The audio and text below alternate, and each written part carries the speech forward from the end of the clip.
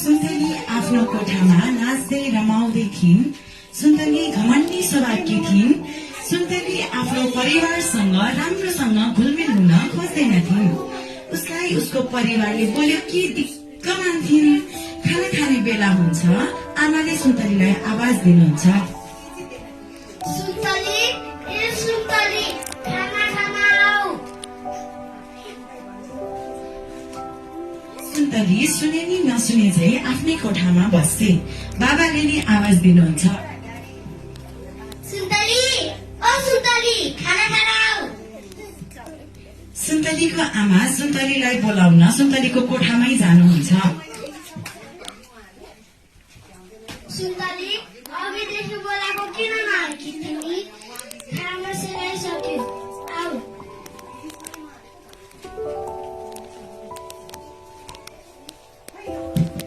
सुन्तलीको आमाले सुन्तलीलाई भान्सा कोठामा लग्नुहुन्छ। सुन्तलीको आमा खाना पस्किदिनुहुन्छ। सुन्तलीलाई खाना खान मन लाग्दैन। सुन्तली खानामा आफ्नो रिस देखाएर बस्छे। सुन्तलीकी आमा सुन्तलीलाई सम्झाउनुहुन्छ, सुन्तली, खाना किन नखाएकी? खाना मिठो छ। होइन त बाबाले कति मिठो मानी खाइरहनु भएको छ। खाऊ खाऊ खाऊ, खाना मिठो छ है बाबा? हो त, खाऊ छोरी खाऊ, खानालाई कहिल्यै रिस देखाउनुहुन्न। मिठो मानी खानुपर्छ।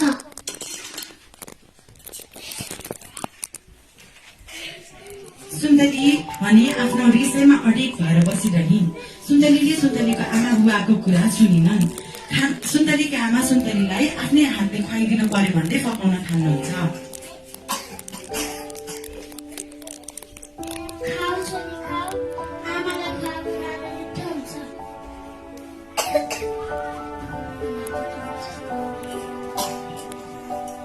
सुन्तलीकी आमाले सुन्तलीलाई खाना खुवाइदिनुहुन्छ। खाना खानु पर्यो भने चाहिँ रिस्साले सुन्तली आफ्नो कोठामा जान्छे। भाँडा पखाल्नु पर्यो भन्दै खाएको भाँडा लिएर आमा जाँदै गर्नुहुन्छ पखाल्नलाई। पखाल्न जाँदा जाँदै आमा बाटोमा चिप्लेर लड्नुहुन्छ। आमाको गोडामा चोट लाग्छ। आमाको गोडाबाट रगत पनि निकै बग्छ। आमा सुन्तलीलाई आवाज दिनुहुन्छ, सुन्तली, ए सुन्तली, तला मेरो खुट्टामा चोट लाग्यो। सुन्तली, ए सुन्तली, तला मेरो खुट्टामा चोट लाग्यो। सुन्तलीले आफ्नी आमाको आवाज सुन्दिन, किनभने ऊ रिसले मुरमुरिएर गएकी थिइन्। त्यतिकैमा सुन्तलीको दादा आफ्नो कामबाट फर्किनुहुन्छ र आमालाई त्यस्तो अवस्थामा देखेर आत्तिनुहुन्छ र सोध्न थाल्नुहुन्छ, आमा, आमा, के भयो आमा? भाँडा पखाल्न गइरहेको थिएँ, चिप्लेर लड्यो। अनि सुन्तलीलाई बोलाउनु पर्थेन? सुन्तलीलाई बोलाएको हो, तर सुन्तली त आएन। यो सुन्तलीलाई के भएको होला? बग्नुस्, म बाबाले बोलाउँछु। बाबा, बाबा, आमाको घुँडामा चोट लाग्यो, छिटो आउनु न। के हो सुन्तलीकी आमा? पखाल्न गइरहेको थिएँ, चिप्लेर लडे। रगतै आएछ त सुन्तलीकी आमा। ढिला नगरी अस्पताल गइहालौ। सुन्तलीको बाबा र सुन्तलीको दादाले आमालाई अस्पताल लग्नुहुन्छ।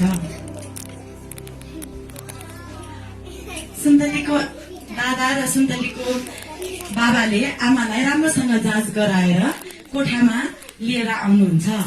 आमालाई कोठामा आराम गर्नलाई राख्नुहुन्छ। आराम गर्ने आमा। हस् छोरा।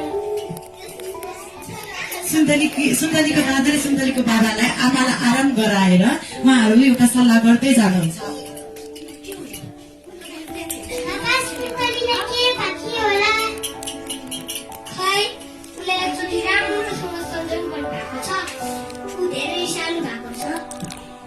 पक्नुस् बाबा, पहिला म सम्झाउँछु। मानेन भने तपाईँ सम्झाउनु होला।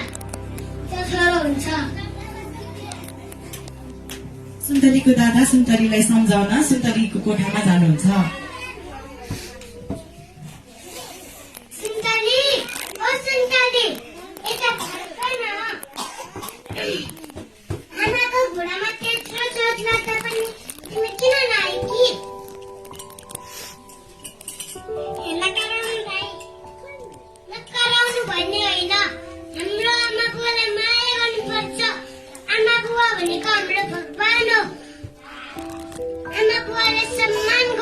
पर्छ हेर त आमाको बुढामा त्यत्रो चोट लागेको छ तिमी हेर्न जाऊ त राम्ररी पनि कसको है जाऊ आमा आमा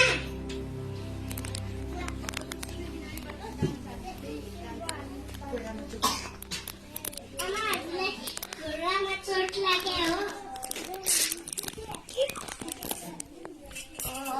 हो नि छोरी मैले तिमीलाई त्यत्रो बोलाउँदा तिमी तल आएनौ मेरो घुँडामा कत्रो चोट लागिरहेछ तिमी रिसाएर बसिरहेथ्यौ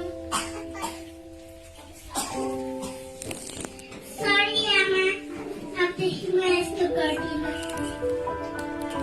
यसो के छोरी अब गरौँ